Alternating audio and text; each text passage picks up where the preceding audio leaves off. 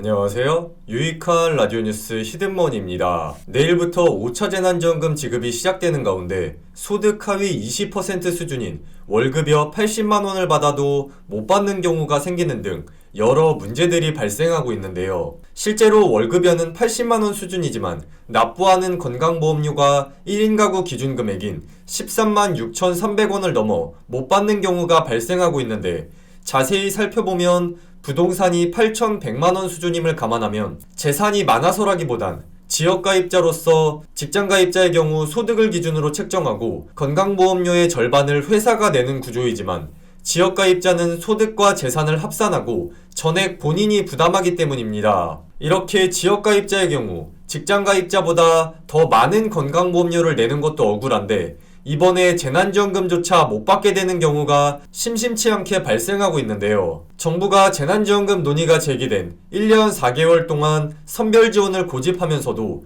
여태껏 확고한 소득기준조차 마련하지 못했다는 비판에서 자유롭긴 어려워 보입니다. 또 지난 30일 지급이 시작된 희망회복자금의 경우 이유 모를 부지급 통보가 늘고 있는데, 콜센터에 문의를 해도 상담사도 이유를 몰라 방역수칙을 위반한 적도 없는데 지원금이 나오지 않는 이유를 알 수 없어 9월 말에 다시 신청할 수밖에 없는 상황. 정부에선 지자체에서 중기부로 자료를 넘기는 과정에서 누락됐을 수 있다는 얘기만 하고 있습니다. 마지막으로 지난달 소비자 물가가 또 연중 최고치를 기록하며 과일, 채소, 집세, 외식 물가까지 안 오른 품목을 찾기가 어려워 월급 빼고 다 올랐다라는 말이 나오고 있는데요. 가뜩이나 추석을 앞두고 수요가 늘고 있는데 재난지원금까지 풀리면 물가 상승이 더 가파라질 전망으로, 실제로 지난해 재난지원금을 지급했을 때 명절이 아님에도 주요 축산물 가격이 치솟았는데 특히 삼겹살의 경우 20% 이상 상승했었습니다. 이렇게 5차 재난지원금 지급을 앞두고 다양한 문제가 발생하고 있는데, 관련 추가 내용이 나오면 바로 소개해드리도록 하겠습니다. 그럼 이번 영상은 여기까지입니다.